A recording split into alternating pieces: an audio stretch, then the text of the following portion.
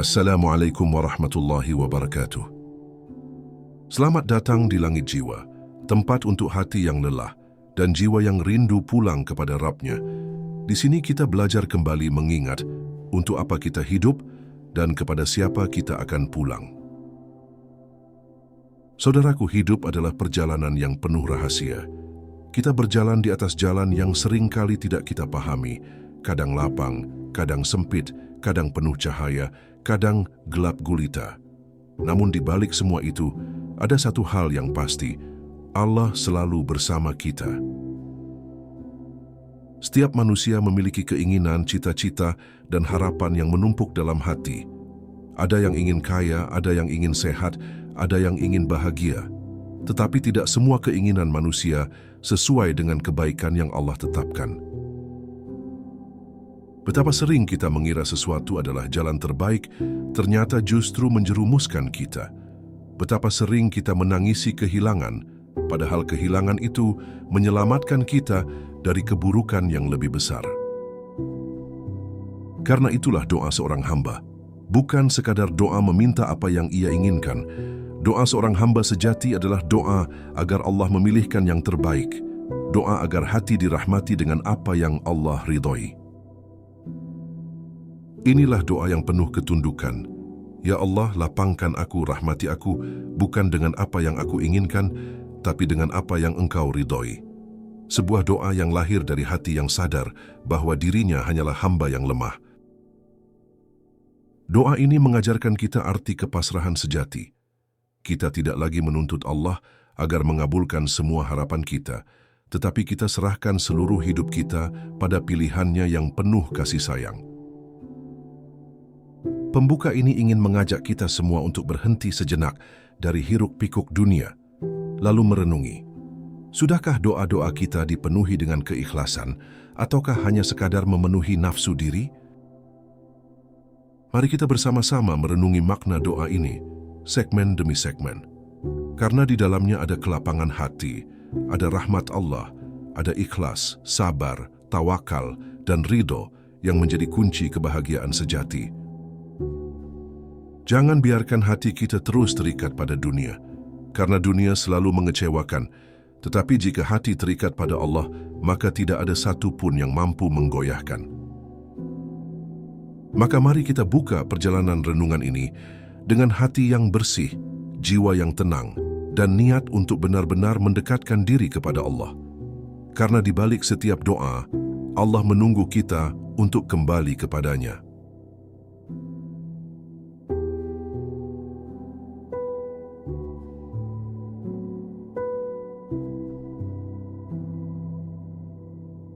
Menyadari keterbatasan diri di hadapan Allah. Setiap manusia hidup dengan sejuta harapan, cita-cita dan keinginan yang terus berganti dari masa ke masa. Namun, di balik semua itu, ada satu kesadaran penting yang sering kita abaikan, keterbatasan kita sebagai hamba. Kita tidak selalu tahu mana yang benar-benar baik bagi diri kita. Seringkali, sesuatu yang kita anggap baik ternyata membawa mudarat, dan yang kita kira buruk justru menyimpan kebaikan yang besar. Allah lah yang lebih mengetahui segalanya. Ayat dalam Al-Quran, boleh jadi kamu membenci sesuatu padahal ia amat baik bagimu, dan boleh jadi kamu menyukai sesuatu padahal ia amat buruk bagimu. Allah mengetahui, sedang kamu tidak mengetahui. Quran Surah Al-Baqarah 216 menjadi pengingat bahwa keinginan kita tidak selalu sejalan dengan kebaikan yang Allah tetapkan. Doa untuk dirahmati dengan apa yang Allah ridhoi adalah bentuk penyerahan total kepadanya. Kesadaran ini membuat hati seorang mukmin lebih tenang dalam menjalani kehidupan. Ia tidak lagi menggantungkan ketenangan pada tercapainya harapan pribadi, melainkan pada keyakinan bahwa semua yang Allah tetapkan mengandung hikmah. Lapang dada dan ketenangan hati lahir dari penerimaan takdir dengan ikhlas. Betapa banyak orang yang menginginkan kekayaan, tetapi ternyata kekayaan itu justru menjerumuskannya dalam kesombongan dan kelalaian. Betapa banyak orang yang memohon kesehatan panjang umur, tetapi umurnya yang panjang digunakan untuk maksiat dan jauh dari Allah. maka doa yang paling selamat adalah doa agar Allah memilihkan untuk kita apa yang mendekatkan kepadanya. Dalam doa yang kita panjatkan, ada adab yang harus dijaga. Bukan hanya sekadar memohon sesuatu yang kita inginkan, melainkan memohon agar Allah ridhoi setiap permintaan kita. Itulah inti dari doa yang penuh kepasrahan. Kita meminta, tetapi tetap menyerahkan keputusan terakhir kepada Allah. Rasulullah SAW sendiri mengajarkan doa yang mencerminkan penyerahan diri. Beliau memohon kebaikan dalam urusan dunia dan akhirat, serta berlindung dari segala keburukan. Tidak ada doa yang hanya mengejar kesenangan dunia tanpa memperhatikan akhirat. Inilah keseimbangan doa seorang hamba yang benar. Kesadaran bahwa kita terbatas menumbuhkan sifat tawadhu. Kita tidak lagi merasa hebat dengan perencanaan hidup yang rapi, karena kita tahu, tanpa izin Allah, semua itu bisa sirna dalam sekejap. Hanya ridho Allah lah yang bisa menguatkan setiap langkah kita. Orang yang benar-benar memahami dirinya sebagai hamba akan selalu merasa butuh kepada Allah dalam segala hal. Ia tidak pernah merasa cukup dengan dirinya sendiri. Sebesar apapun ikhtiarnya, ia tahu bahwa semua hasil akhirnya berada dalam genggaman Allah. Maka doa, ya Allah, lapangkan aku, rahmati aku, bukan dengan apa yang aku inginkan, tapi dengan apa yang Engkau ridhoi, menjadi doa yang sangat agung. Karena doa itu bukan hanya meminta sesuatu, tetapi juga mendidik hati agar tidak terikat dengan hawa nafsu, melainkan tunduk kepada pilihan Allah. Segmen ini menegaskan bahwa hidup bukan tentang memenuhi seluruh keinginan kita, tetapi tentang bagaimana hati kita selaras dengan apa yang Allah tetapkan. Ketika hati ridho, maka apapun keadaan yang menimpa akan terasa lapang. Makna kelapangan yang sejati.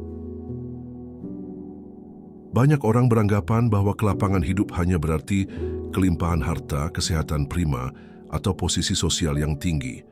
Namun, sejatinya kelapangan yang Allah janjikan tidak semata-mata materi, melainkan kelapangan hati.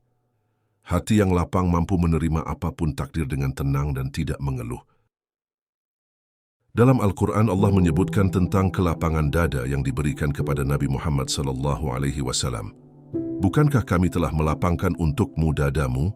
Quran Surah Al-Insyirah 1. Ayat ini menunjukkan bahwa kelapangan bukan sekadar urusan duniawi, melainkan ketenangan batin yang Allah anugerahkan. Hati yang lapang tidak mudah sempit saat menghadapi masalah. Ia mampu melihat ujian sebagai jalan untuk mendekatkan diri kepada Allah. Bahkan ketika dunia menutup pintunya, hatinya tetap terbuka luas karena yakin Allah selalu bersamanya. Kelapangan sejati membuat seseorang tidak iri pada nikmat orang lain. Ia tidak lagi sibuk membandingkan kehidupannya dengan kehidupan orang lain, karena ia yakin setiap orang sudah ditetapkan rezekinya masing-masing. Rasulullah SAW bersabda, "Bukanlah kekayaan itu karena banyaknya harta benda, tetapi kekayaan itu adalah kekayaan hati." Hadis riwayat Bukhari dan Muslim. Hadis ini menguatkan bahwa kelapangan bukan soal seberapa banyak kita punya, melainkan seberapa dalam rasa syukur yang tertanam dalam hati. Dalam kelapangan hati, seseorang bisa tetap tersenyum meski diuji, bisa tetap bersyukur meski dalam kekurangan, dan bisa tetap berdoa meski harapannya tak kunjung terkabul. Itulah rahmat Allah yang nyata. Kelapangan yang Allah berikan juga membuat seorang hamba mampu berbuat baik kepada orang lain, meski dirinya sedang dalam kesempitan. Ia merasa cukup dengan apa yang Allah titipkan, sehingga mudah untuk berbagi. Seseorang yang lapang hatinya tidak mudah putus asa. Meski menghadapi jalan buntu, ia tetap optimis karena yakin Allah memiliki jalan keluar yang tidak pernah ia sangka. Keyakinan ini membuat hidupnya selalu penuh harapan. Maka ketika kita memohon, "Ya Allah, lapangkan aku," sebenarnya kita sedang meminta agar Allah menganugerahkan hati yang sabar, jiwa yang ridho, dan batin yang tenang dalam menghadapi segala keadaan. Dengan kelapangan hati, dunia yang sempit terasa luas. Sebaliknya, tanpa kelapangan hati, dunia yang luas terasa sempit. Itulah rahasia agung dari doa ini yang harus kita resapi dengan sungguh-sungguh. Rahmat Allah di balik ujian. Tidak ada seorang pun di dunia ini yang terbebas dari ujian. Bahkan para nabi dan rasul yang paling dicintai Allah pun tidak luput dari cobaan hidup. Tetapi, di balik setiap ujian, tersimpan rahmat Allah yang begitu luas. Ujian bukanlah tanda kebencian, melainkan bentuk kasih sayang agar kita semakin dekat kepadanya. Allah berfirman, "Dan sungguh kami pasti akan menguji kamu dengan sedikit ketakutan, kelaparan, kekurangan harta, jiwa dan buah-buahan. Dan sampaikanlah kabar gembira kepada orang-orang yang sabar."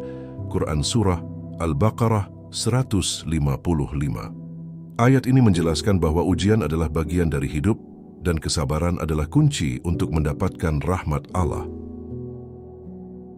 Rahmat Allah dalam ujian terlihat ketika kita belajar bersabar, belajar mengendalikan diri, dan belajar menguatkan iman. Tanpa ujian, kita mungkin akan lalai tenggelam dalam kesenangan dunia dan lupa pada tujuan hidup sebenarnya. Banyak orang yang merasa hancur ketika diuji, padahal sebenarnya Allah sedang mendidiknya. Sama seperti seorang guru yang memberikan ujian kepada muridnya, bukan untuk menyakitinya, tetapi untuk meningkatkan kemampuannya. Begitu pula Allah dengan hambanya. Rasulullah SAW bersabda, "Barang siapa yang Allah kehendaki kebaikan baginya, maka Allah akan menimpakan musibah kepadanya." Hadis riwayat Bukhari.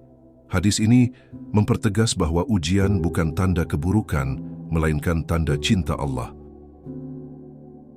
Ketika kita berdoa agar Allah meridai apa yang diberikannya, sejatinya kita sedang memohon agar mampu melihat rahmat Allah di balik setiap keadaan, termasuk dalam musibah yang terasa berat, ada kebaikan yang tersembunyi. Contoh nyata bisa kita lihat pada kisah Nabi Ayub alaihissalam. Beliau diuji dengan penyakit yang panjang, kehilangan harta, dan ditinggalkan banyak orang. Namun, dalam setiap ujian, beliau tetap sabar dan tidak pernah mengeluh, hingga akhirnya Allah mengembalikan semua nikmatnya dengan berlipat ganda. Dalam kehidupan kita sehari-hari, ujian bisa datang dalam bentuk kehilangan pekerjaan, sakit, kegagalan, atau kesedihan.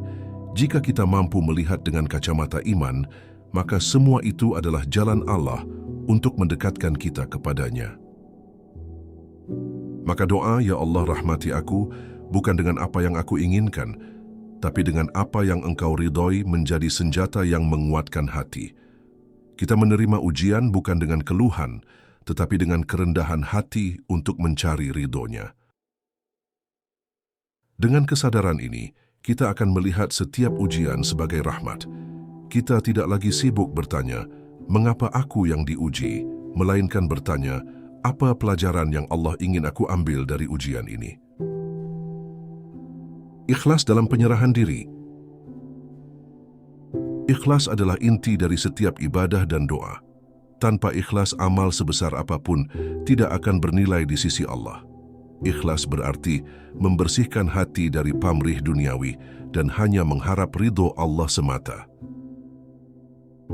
Doa yang berbunyi, "Ya Allah, rahmati aku bukan dengan apa yang aku inginkan, tapi dengan apa yang Engkau ridhoi," adalah bentuk ikhlas tertinggi. Karena di dalamnya seorang hamba menyerahkan semua urusannya kepada Allah tanpa syarat. Ikhlas membuat hati tidak lagi terikat pada hasil duniawi. Jika doa terkabul, ia bersyukur. Jika tidak, ia tetap bersabar. Karena yang ia cari bukan hasil, melainkan ridho Allah.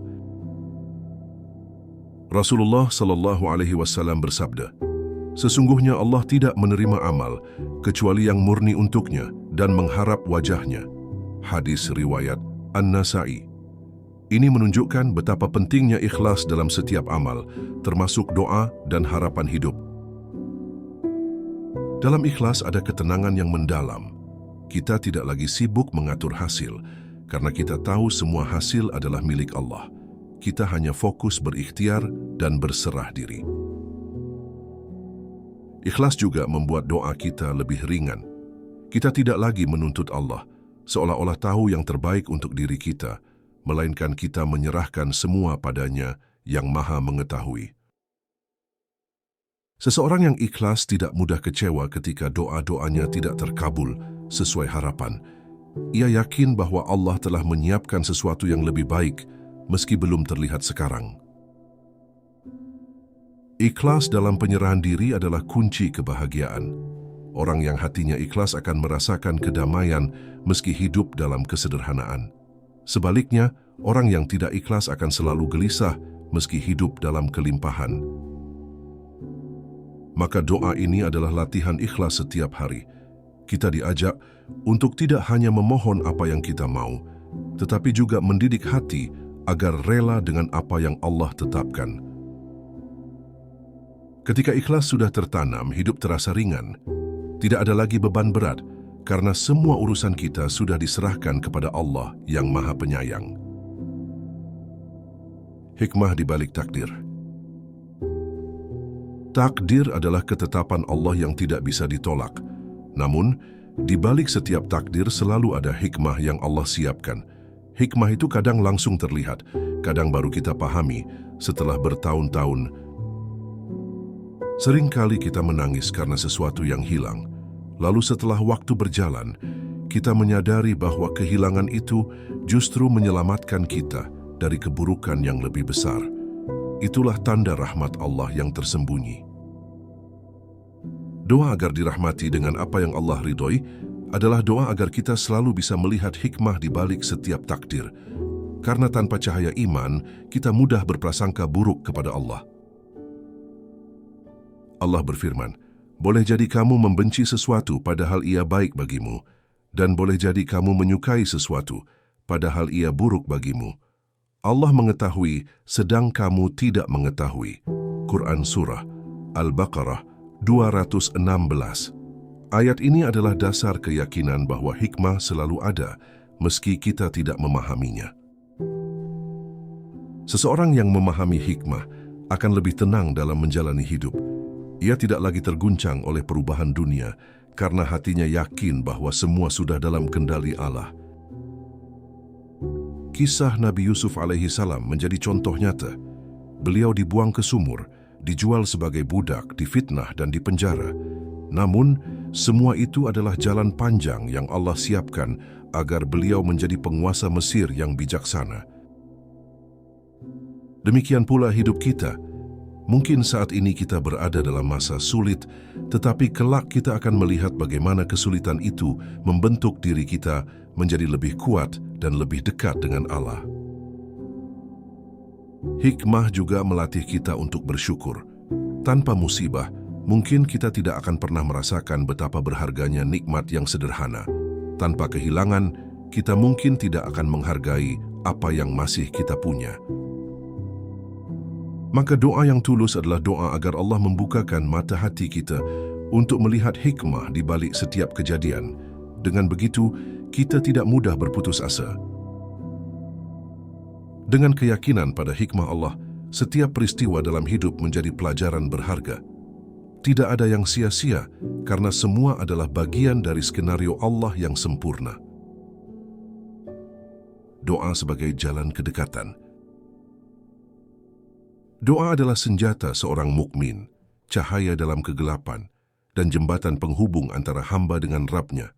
Melalui doa, kita menumpahkan isi hati, mengadukan kesedihan, sekaligus memohon rahmat dari Allah. Doa bukan sekadar ucapan, melainkan ibadah yang sangat mulia. Rasulullah SAW bersabda, doa itu adalah ibadah. Hadis riwayat Tirmizi. Dengan berdoa, kita mengakui kelemahan diri, sekaligus mengakui kebesaran Allah. Doa, "Ya Allah, rahmati aku bukan dengan apa yang aku inginkan, tapi dengan apa yang Engkau ridhoi," adalah doa yang penuh ketawaduan.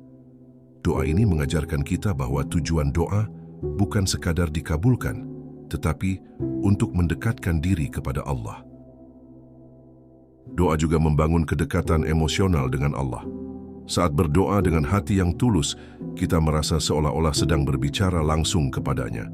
Itulah kenikmatan ruhani yang tidak bisa digantikan oleh apapun. Dalam doa seorang hamba belajar sabar. Tidak semua doa langsung dikabulkan. Ada doa yang dikabulkan cepat, ada yang ditunda, ada pula yang diganti dengan sesuatu yang lebih baik di akhirat. Semua itu adalah bentuk kasih sayang Allah. Kedekatan dengan Allah melalui doa membuat hati lebih kuat menghadapi ujian. Orang yang terbiasa berdoa tidak mudah putus asa karena ia selalu punya tempat kembali, yaitu Allah.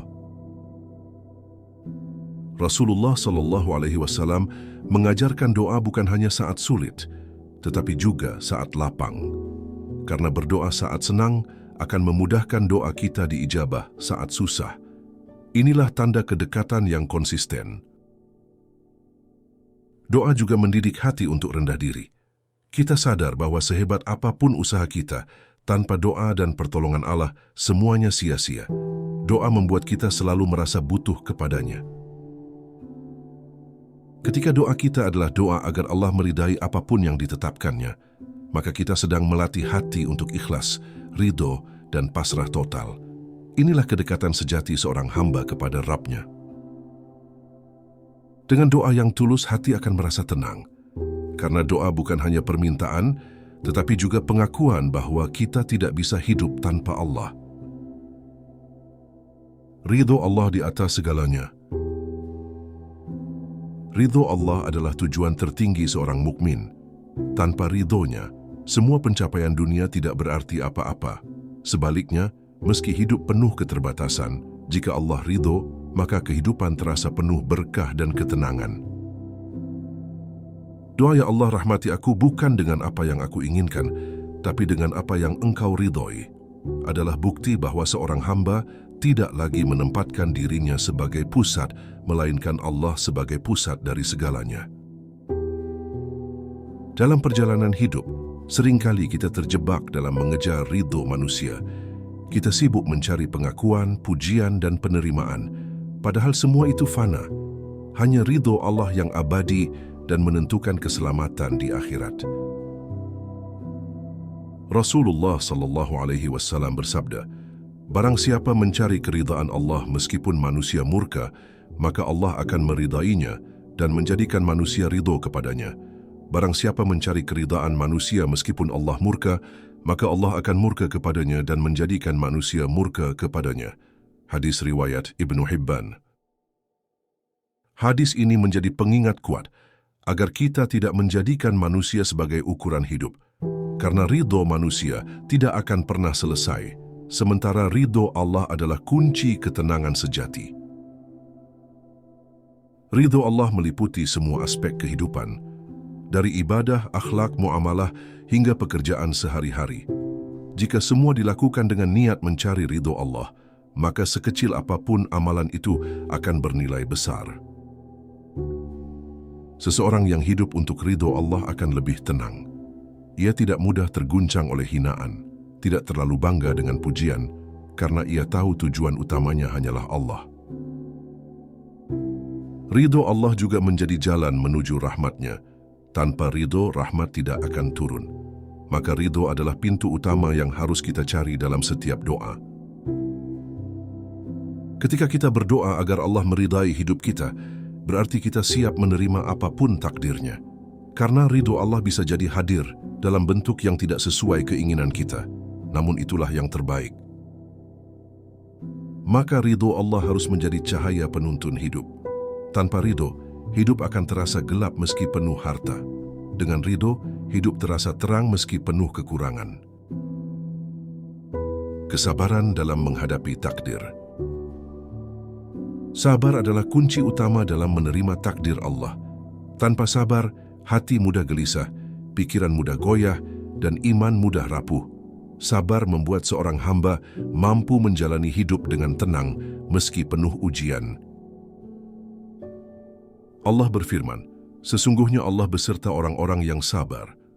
Quran Surah Al-Baqarah 153. Ayat ini menunjukkan betapa istimewanya sabar, karena Allah langsung menegaskan kebersamaannya dengan orang-orang yang sabar. Dalam doa, "Ya Allah, rahmati aku, bukan dengan apa yang aku inginkan, tapi dengan apa yang Engkau ridhoi," terkandung permintaan agar Allah menanamkan kesabaran dalam hati kita. Karena tanpa sabar, kita tidak akan mampu menerima apa yang Allah tetapkan. Sabar bukan berarti pasrah tanpa usaha. Sabar adalah menjalani ikhtiar dengan penuh keyakinan, kemudian menyerahkan hasilnya kepada Allah tanpa keluh kesah. Rasulullah SAW bersabda, "Tidak ada suatu pemberian yang lebih baik dan lebih luas daripada kesabaran." Hadis riwayat Bukhari dan Muslim. Hadis ini menegaskan bahwa sabar adalah hadiah Allah yang sangat berharga. Kesabaran juga melatih hati untuk tidak terburu-buru. Banyak doa yang tidak langsung dikabulkan, bukan karena Allah tidak mendengar, tetapi karena Allah ingin melihat kesungguhan dan keteguhan hati kita. Dengan sabar, kita mampu melihat ujian sebagai bagian dari rencana Allah. Kita tidak mudah berprasangka buruk karena hati yakin bahwa di balik kesulitan pasti ada kemudahan.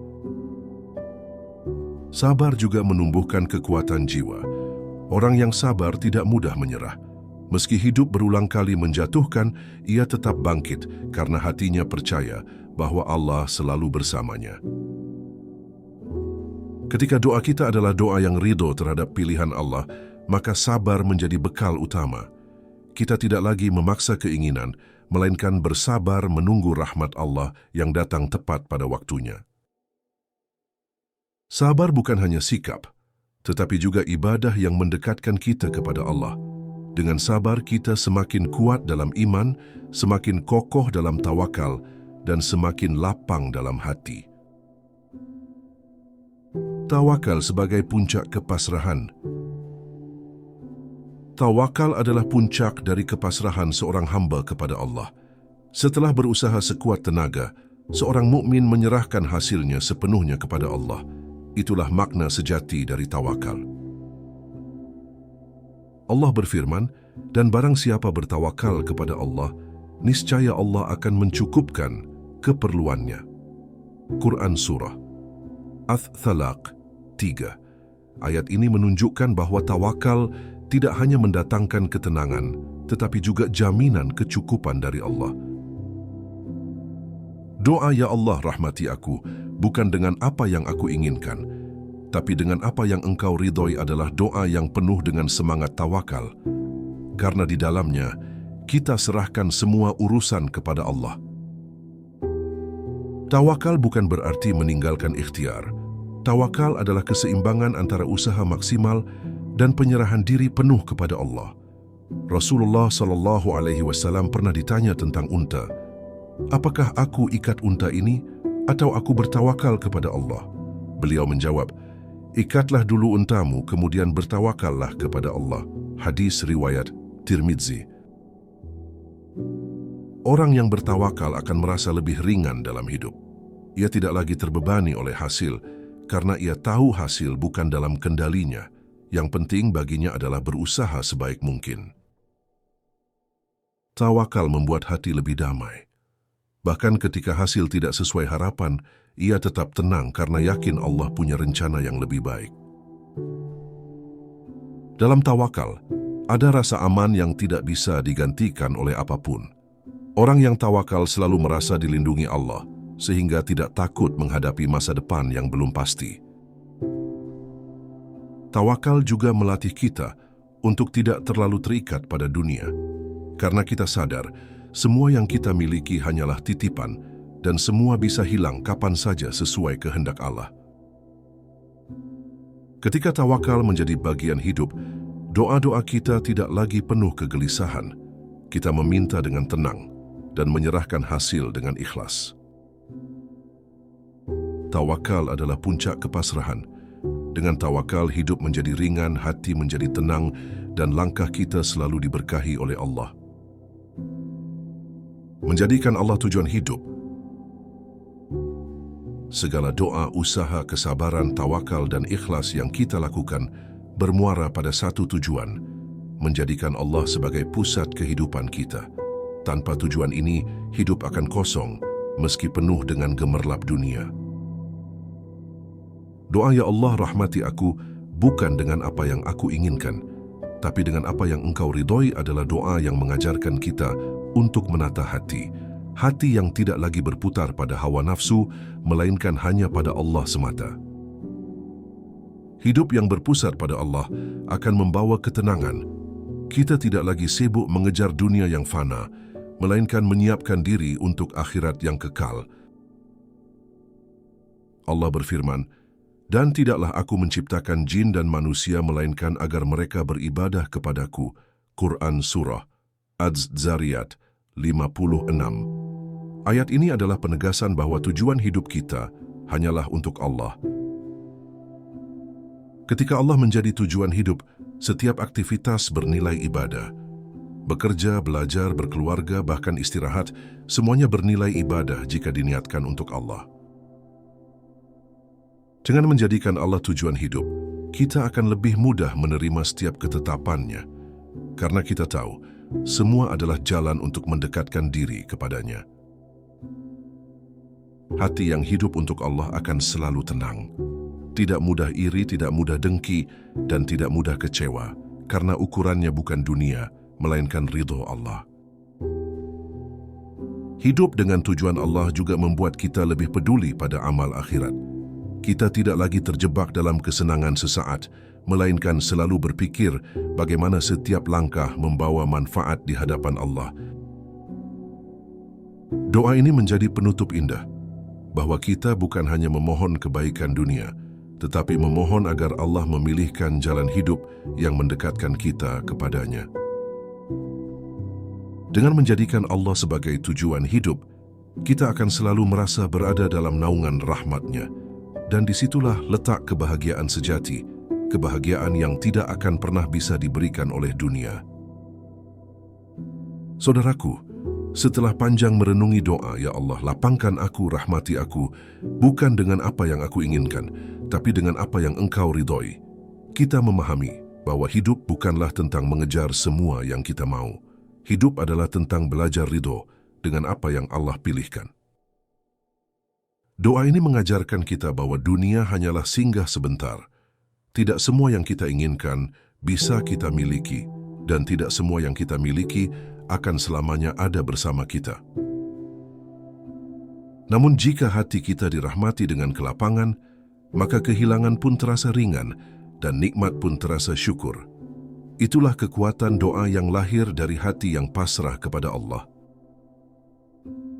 Kita tidak pernah tahu apa yang menunggu di depan, tetapi kita yakin selama Allah ridho, maka apapun yang terjadi adalah yang terbaik untuk kita. Kita belajar dari para nabi dan orang-orang saleh, bagaimana mereka selalu ridho dengan takdir Allah, meski takdir itu berat, karena mereka yakin rahmat Allah selalu meliputi segala keadaan. Penutup ini ingin mengajak kita semua untuk tidak lagi sibuk menuntut dunia, melainkan sibuk mencari ridho Allah, karena ridho Allah adalah kunci kebahagiaan di dunia dan keselamatan di akhirat. Jangan biarkan doa kita sekadar daftar panjang permintaan dunia. Jadikan doa kita sebagai bentuk penghambaan, bentuk penyerahan diri, dan bentuk cinta kita kepada Allah. Jika kita ikhlas dalam doa, sabar dalam ujian, tawakal dalam ikhtiar, dan ridho dalam hati, maka hidup akan terasa lebih ringan karena kita tidak lagi bergantung pada dunia, melainkan hanya pada Allah. Semoga setiap doa yang kita panjatkan menjadi doa yang dirahmati. Semoga Allah memilihkan untuk kita apa yang lebih baik meski tidak sesuai dengan keinginan kita. Dan semoga kita diberi hati yang selalu ridho dengan pilihannya.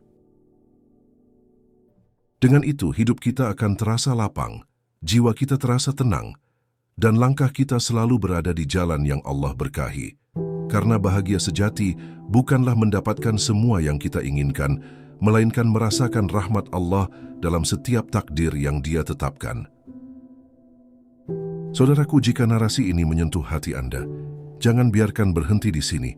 Mari kita terus belajar bersama untuk mendekatkan diri kepada Allah dengan doa, zikir, dan muhasabah. Bagikan video ini agar lebih banyak hati yang tercerahkan.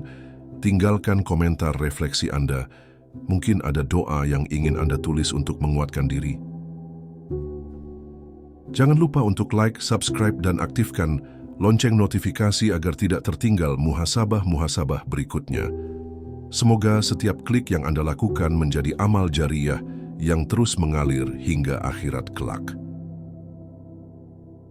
Jazakumullahu khairan. Wassalamualaikum warahmatullahi wabarakatuh.